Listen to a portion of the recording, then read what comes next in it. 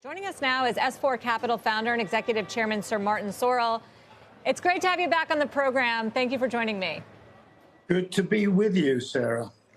So we immediately thought to call on you on a story like this to figure out whether Google really does have the dominant position, specifically in ad tech, the buying and selling of ads, and whether you thought this was a reasonable case that the Department of Justice was bringing on. Well, I'm probably a little bit subjective about it, given our business, which is based in the digital advertising sector.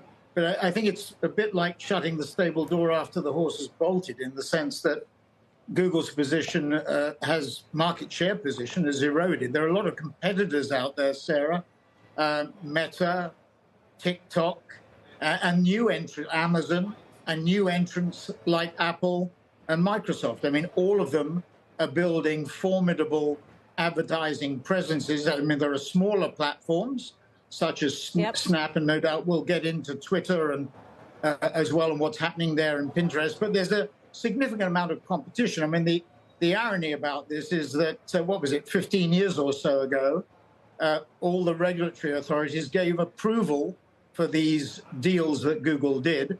It came out of DoubleClick and the advertising exchange and putting that business together.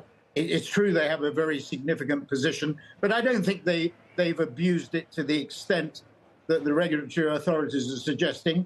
If you went through the pandemic, I mean, the small and medium-sized businesses, which probably make up the bulk of both Google and Meta's advertising revenues, 60, 70%, came from small businesses, which wouldn't be alive today but for those platforms. And the other thing I would say is that having a strong tech sector, it's quite clear from the tensions that we see around the world, whether it be in Europe or indeed in Asia, having a strong tech sector, which the Chinese government themselves are realizing, is really fundamentally important to having a strong country. So eroding the position of the major tech companies, I think, works to the disadvantage of any country.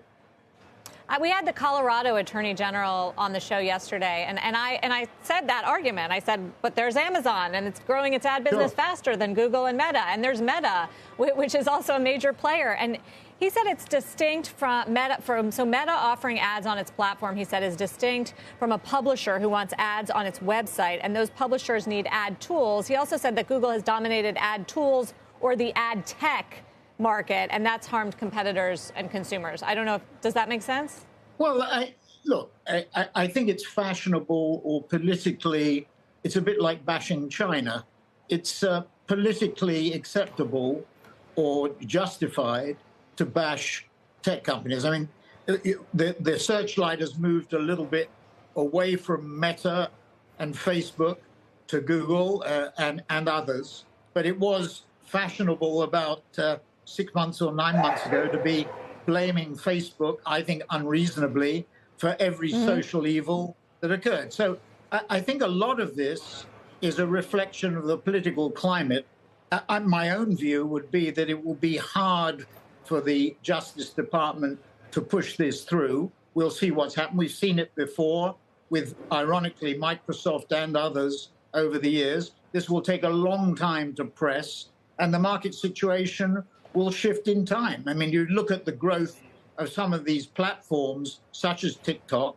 I think Meta will revive this year quite significantly in terms of ad spending too. So the competition, Netflix and Disney coming into the ad spaces too. Netflix boosted by Microsoft, which is going into gaming as well as OpenAI. I mean, look at the competitive threats. I think Google issued a code red alert in relation to OpenAI, although they have an AI part of Google and Alphabet, which is of significant size and scope already. So we'll see. I think the environment in the digital marketplace has actually become far more competitive in the last few years. And I know the regulators take time to consider their positions, but I think this is something that is coming a little bit too late, Sarah.